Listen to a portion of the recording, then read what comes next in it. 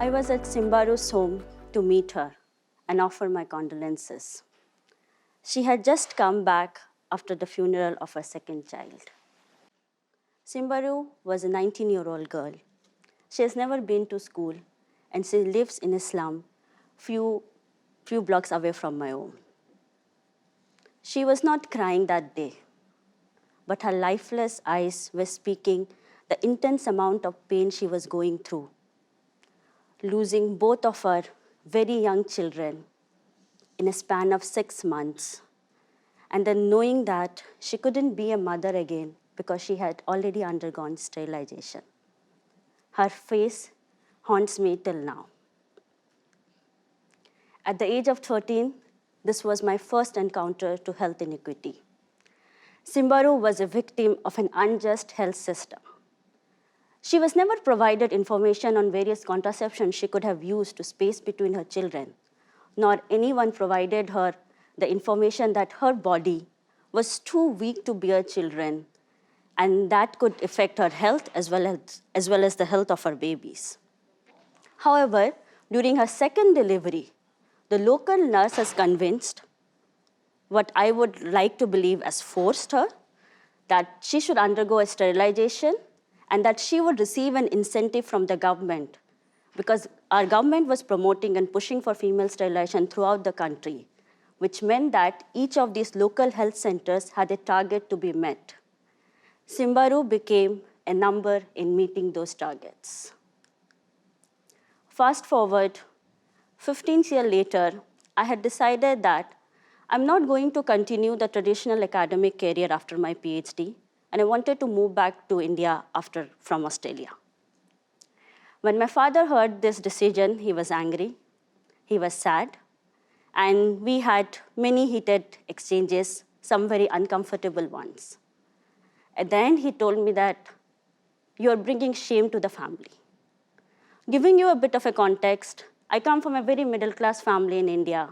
And from the beginning, I was taught that you should study really, really hard. And success meant you become a doctor, engineer, lawyer, or a scientist, which brings reputation and money to the family. Though I had enjoyed research, and I still do, but at that time, there was something missing. I was not able to find meaning in the lab-based research work I was doing. So there I was. I had moved back to India, and I started applying for rural fellowship, and I got through one.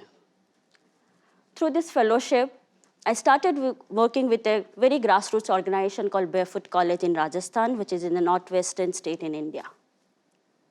The first week, we met the founder. He told that you want to come to work with the community, first respect them, stay with them, learn from them, understand them, make connection, and build trust. So I started meeting the women in the village at the hand pump every evening, where they would come to fetch water after a long day's work in the field. There, they would discuss about their family, what has happened during the day, some weddings in the village, about some fights. It was a very lively discussion. And I soon became a familiar face in those discussions. I still don't know who shared that information, but somebody went and told them that I was a doctor. That day, people started coming to me before I could go to that hand pump in that village. Just to clarify that I'm not a doctor, I have a doctorate in medical science. And I tried explaining it to them. But it didn't matter.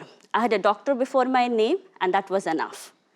They started asking me all sorts of questions, health-related questions, ranging from abnormal white discharge to irregular menstruation, to asking me whether I can provide them emergency contraceptive pills. In all those women, I saw Simbaru, women who have been denied information, women who have been denied information about their health, about their bodies, women who didn't have access to a safe space where they could ask this question, women who had a trusted person who would reply to these questions with dignity. Why would we give them information to them? They're poor, they are illiterate. They won't understand all this. It's all complicated. it seems they won't understand things about their own bodies and about their own health. That was a turning point. With the support of the grassroots leaders and a very supportive mentor and colleague called Anudi, we decided that we would design a curriculum specifically for these illiterate and semi-literate women to raise awareness about their bodies, about menstrual and reproductive health, nutrition, and various other health-related topics. The master trainers and the grassroots leaders were then trained to conduct these workshops using various interactive means like storytelling, puppetry, role-playing. We designed some games using the menstrual health puzzle, board games, and very compelling visual medium such as pictures. I could never forget the awe in the face of the women when we showed them a 3D video of how menstruation happens. They looked at the video and they were asking me, this all happens in our body in just a month? And I was like, And the discussion that followed after that. They asked all sorts of questions, and I think they took it to the next level. They wanted to know about the male reproductive system now. Those were truly surreal moments. Many people in the due course had asked this very obvious question. What's the benefit of giving this information to grandmothers? I mean, they are way past their reproductive age. They're sitting idle in their house. I mean, how is it benefiting them? In one workshop, one of the grandmothers stood up and told me that you are telling me that a mother doesn't determine the sex of her baby? And I was like, no one can determine. It seems that in her community, the women are blamed, shamed, and are subjected to intense violence when a girl child is born. The grandmother is now determined to fight this myth in her community, spread the right information, and stop this violence. She started this change from her own family, stop the violence against her own daughter-in-law. These are the few humbling stories that truly enriched my soul and have brought meaning and purpose in my life, which I was looking for. We had started this initiative in very few villages, and there are so many rural women who needed this information. So when I entered this year and this fellowship, my whole focus was supporting the grassroots health leaders. And one of the requests we always were getting is that get us good facilitation tools which are culturally specific, which would help us navigate taboo-related topics such as sex and menstruation. This led to the idea that we would design digital health tools for them, and we thought that we could design interactive videos.